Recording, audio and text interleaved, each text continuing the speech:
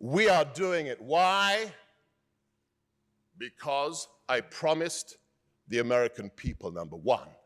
Number two, we as a nation 23 years ago promised the only democracy in the Middle East that we would do it.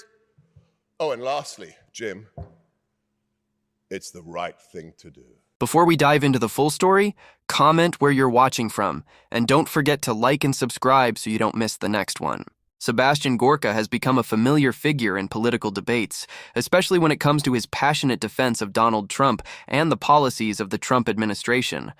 Over the years, we've seen him appear across different platforms, making the case that Trump represented a major break from traditional politics and that his leadership changed the direction of the United States. But this particular clip is worth revisiting because it gives us something important. A chance to compare the promises and predictions made before Trump returned to power with the reality of what happened afterward. This speech was delivered before the most recent election, at a time when Trump's supporters were making the argument that his return would once again reshape America's role in the world.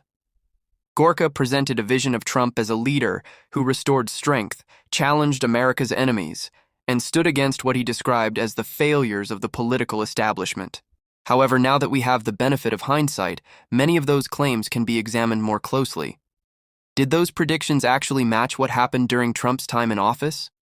Were the warnings and promises accurate, or were some arguments exaggerated for political effect? That's what makes this speech so interesting. It's not just about what was said in that moment, it's about looking back and comparing those statements with the events that followed. So let's break down this speech, look at the biggest claims that were made, and examine whether the reality lived up to the powerful picture that was presented. Is that this House fears the return of the man I worked for, Donald John Trump. I'm honored to be in this building, at this society, which has recognized and invited such champions in Western civilization, who believed in the truth, who believed in the will of the people and Western civilization, as Einstein, as Reagan, and as Thatcher.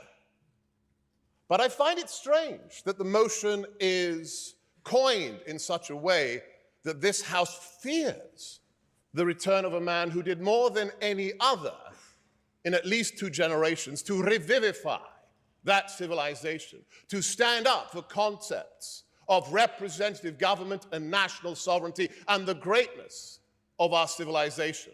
The most important speech he ever gave was at the Warsaw Ghetto, the site of the uprising against fascism. And he asked one question, which is the question of the age.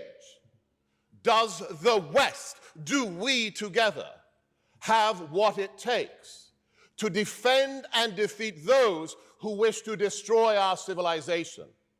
And that is why I served him. I was on my friend Carl Benjamin's show today, and he said, well, the question is interesting because maybe the people in this room, maybe the people at this college do fear him, but for the wrong reasons. Why would you not wish to have a man back who is the only person in history to have received more than 130 million votes? No other human being has received 130 million votes. Do the math. 64 and said, no, please, we have decorum here or we have nothing. Why would you wish to have others decide for you who should run a country? Should it not be the people who decide who runs a country? No, I'm good, thank you. That is why Donald Trump was elected in 2016. I find it rather risible, amusing at least, that as an immigrant to the United States, I have to remind my fellow Americans what they did in 2016. Because there is a connective tissue between every president, from Washington to Obama. There is a similarity. Every single one of them was a member of the political and military elite. From Washington to Obama, they were all congressmen, senators, governors, or retired generals. And then, what did the American people do? They said, enough, enough of these people. We want somebody who is untainted by being a member of the quote-unquote elite. Quote, no, I'm good, thank you. So let me flip the take, the perspective. And don't get me wrong, I grew up here. I went to Ealing Abbey for 14 years. I was in the debate club. When I first met this man in 2015, it took some getting used to. When I was invited to Trump Tower to advise him during the Republican debate on national security, I thought, really? That guy from television? Him? He wants me to advise him? But it was not a hard decision. Why? Because within 30 seconds of meeting the man, I knew two things about him. He loved America, and he had an utter detestation for political correctness. For me, that was enough. And in classic Trump style, there's only me and him in Trump Tower and his campaign manager, Corey, in the corner. Halfway through the discussion, he stopped it dead, turned to Corey, and he said, I like this guy, let's hire him. And me and Stormy Daniels are connected because I also signed an NDA.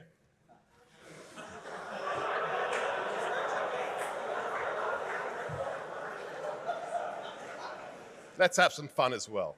Let's save the West, but have some fun. So let me flip the motion thusly. There are those who should fear the return of my former boss. Absolutely.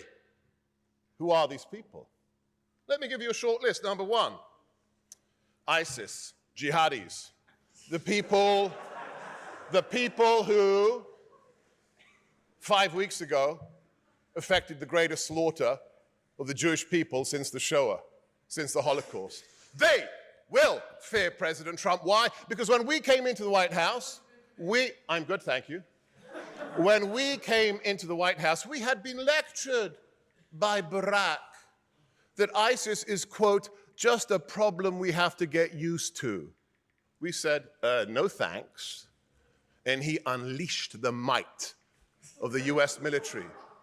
And within 6 months, the physical caliphate ceased to be like a certain parrot. I'm good, thank you. The jihadis fear his return. So too do the murderous mullahs in Iran. The proudest moment of my time in the White House was when the buzzer rang and he called me and Steve Bannon into the Oval to see the cabinet arrayed before us. He called us his heavies and he said, all right, my heavies, tell these guys why we kill Obama's Iran deal. And we explained why for Israel, for the West, for the stability of the geopolitical order, the Iranian state must not be funded and acquire nuclear weapons. And he killed the deal. Iran fears the return of Donald Trump. And so do the cartels. So does Vladimir Putin. I love how everybody's an expert. I love how everybody's an expert suddenly on the Wagner Group. Can I tell you about the Wagner Group? We knew a lot about them when we were in the White House because we told the president, this is all unclassified now, you can check it up, that there are 300 Russian mercenaries running around the Middle East. I'm good, thank you. And I will be for the next 4 minutes. When we told him that there are 300 mercenaries running around the Middle East destabilizing that region, what did my boss do? He said, kill them now. And we did. In a 4-hour firefight, we turned 300 Russians into red mist. And what did that diminutive KGB colonel in the Kremlin do? Nothing. Because he wet his pants. Because he's afraid of my bust. As is the little man in the Hermit Kingdom. I'm so glad you pointed about the little button and big button tweet. Because that's how you deal with dictators. You say, yeah, I'm going to turn you into a sheet of glass, Pyongyang. And what happened? Oh, how interesting. No more ballistic missile launches over the Sea of Japan. A peace summit in Singapore. Yes, that's how you deal with dictators. Lastly, we've been talking about my sphere of interest, national security. Let's look inward for a minute. The most cynical and, in fact, evil aspect of the last 3 years is what they've done to the sovereignty of our nation. You think a few hundred boat people are an issue. In the last 3 years, 8 million illegals have come into our country. Left-wing organizations like the UNHCR, like Human Rights Watch, have stated on the record up to 60% of the women and girls trafficked across the border have been raped. If you think that's funny, look in your soul, young man, if you think that's funny. Yes, hide. Hide.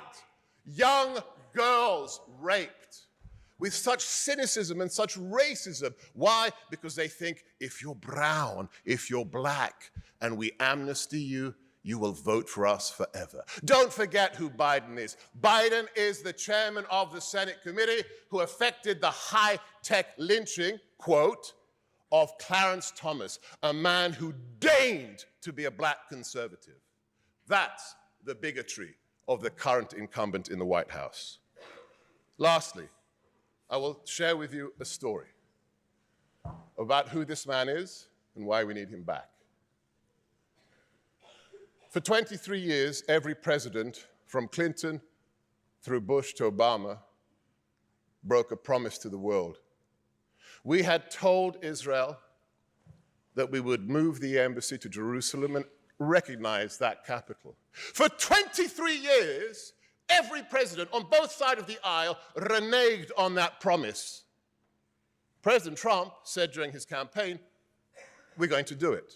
When he finally called the National Security Council at principals level, not the bureaucrats, the cabinet members, he informed the cabinet members, I'm doing it now. Only 3 people who worked for him in the cabinet concurred. One of them, and for me this pains me because I spent 2.5 years at Quantico teaching the Marines. I love our devil dogs.